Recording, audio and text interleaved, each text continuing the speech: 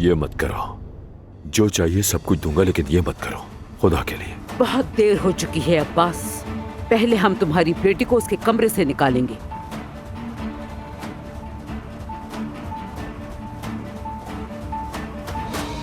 मेरी बेटी सोहा।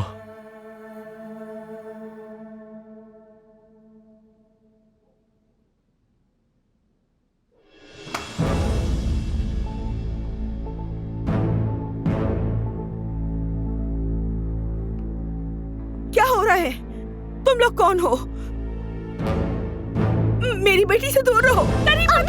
मेरी बेटी को छोड़ दो। क्या कर रहे हो तुम लोग? मैं कहती हूँ छोड़ दो मेरी बेटी को।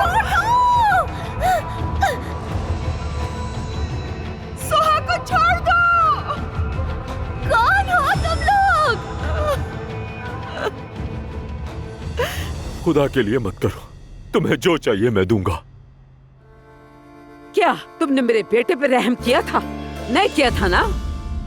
मैं भी तुम पर रहम नहीं करूंगी।